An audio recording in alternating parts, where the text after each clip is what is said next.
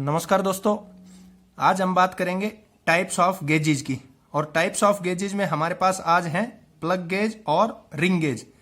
सबसे पहले बात करते हैं गेजेज क्या होते हैं। गेजेज जो होते हैं हमारे पास वो फिक्स डायमेंशन के होते हैं, उनकी सहायता से हम लोग मेजरमेंट करते हैं।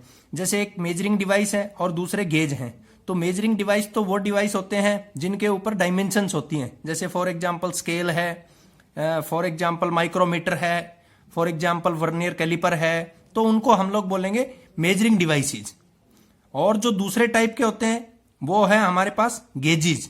और वो जो गेजेज हैं उसमें जो उनकी डायमेंशन होगी वो बिल्कुल एक्यूरेट होगी, फिक्स डायमेंशन के होंगे।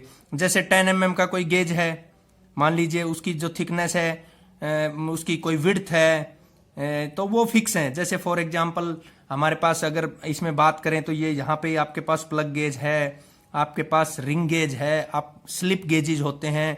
तो वो कहने का मतलब क्या है कि फिक्स डायमेंशन के रहेंगे, उनको हम लोग बोलेंगे गेज। प्लग गेज कौन से गेज होते हैं और दोनों के बीच में, और रिंग गेज कौन से गेज होते हैं और दोनों के बीच में क्या डिफरेंस है, वो हम यहाँ पे आराम से कंपैरिजन कर सकते हैं। प्लग गेज कौन से गेज होते हैं जो कि सिलेंड्रिकल टाइप के होते हैं। और सिलेंड्रिकल टाइप के होते हैं तो उनका जो बेसिक फंक्शन होता है वो होता है होल को मेजर करना। जैसे हमारे पास ये क्लियरली फिगर से दिख रहा है साफ कि हमारे पास हॉल है और हॉल का जो टोटल यहाँ पे डाया है वो मान लीजिए 10 mm है। तो हम लोग इस 10 mm के डाया का जो है गेज लेंगे। वो गेज हमारे पास है प्लग गेज, उसकी सहायता से उसको मेजर करेंगे। तो इसका जो एंड होता है, जो गेज है उसका जो एंड पॉइंट होता है, वहां पे वो सिलेंडर शेप का जो बना रहेगा उसको हम लोग इससे मेजर करके देखेंगे होल को। ये जो दिखाया हुआ है रियल में हमारे पास ऐसा होता है, ये होल्ड करने के लिए होता है और इनकी सहायता से हम लोग मेजर कर सकते हैं। तो एक होता है गो और एक होता है नॉट गो।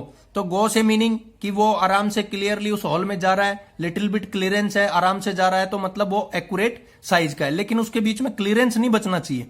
यदि वो क्लियरेंस बहुत ज्यादा बच गया तो इसका मतलब है कि वो ठीक नहीं है, फिर तो वो आराम से बिल्कुल दिखेगी साइड में क्लियरेंस, तो दीवार के साथ में हल्का सा टच होता जाए, आराम से उसके अंदर चला जाए, तो उसको हम लोग बोलेंगे बिल्कुल 100% स्टैंडर्ड्स हैं उसके।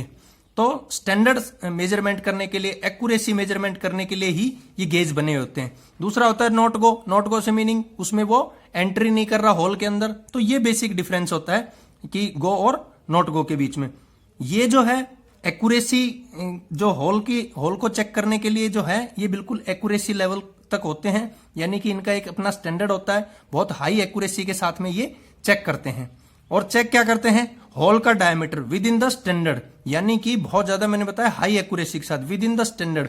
तो इट मींस 100% यहाँ पे इसमें एंटर करे साइड की दीवारों से टच होता हुआ, विदाउट एनी एक्सटर्नल फोर्स। ये सबसे बड़ी बात होती है। ऐसा नहीं है हम लोग वहां पे हैमर की सहायता से इसको मारेंगे, यहाँ पे स्ट्राइक करेंगे, या हम हाथ से इसको बहुत ज्यादा प्रेस करेंगे। कहने का मतलब इसको हाथ में होल्ड किया और होल्ड करके इसमें हम लोग डाल के देखेंगे, आसानी से जा रहा है तो इसका मतलब वो ठीक है। साइड में बहुत ज्यादा क्लियरेंस बच रही है तो भी प्रॉब्लम है, और टाइटली उसमें हम लोग पास कर रहे हैं तो भी वहां पे वो ठीक नहीं है। तो इसका मतलब हाई एक्यूरेसी के साथ चेक करने के लिए होल के डायमीटर को हम लोग यूज करते हैं प्लग गेज। दूसरा होता है ring gauge. Ring gauge are just the reversible of the plug gauge, यानी प्लग गेज के बिल्कुल रिवर्स होते हैं, बिल्कुल अपोजिट होते हैं।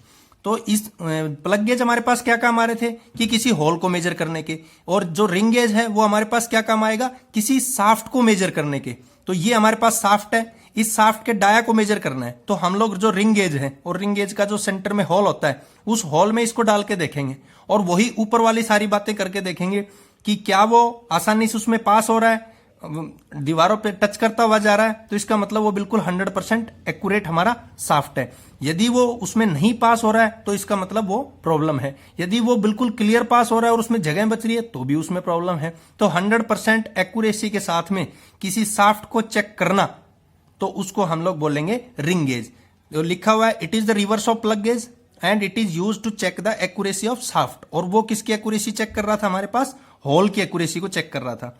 It checks whether the shaft diameter is within the standard और नॉट। और ये क्या चेक करेगा, जो शाफ्ट का डायमीटर है वो विद इन स्टैंडर्ड्स है या नहीं है। हमारे पास मान लीजिए स्टैंडर्ड वहां पे दिए हुए हैं और वो स्टैंडर्ड ये दिए हुए हैं कि होल का जो शाफ्ट का डायमीटर है वो पूरा कंप्लीट उसका डाया 1 सेंटीमीटर होना चाहिए। अब 1 सेंटीमीटर डाया है तो मीन्स 1 सेंटीमीटर हमारे पास यहाँ पे होल होना चाहिए रिंग गेज का, और रियल में हमारे पास रिंग गेज ऐसा होता है।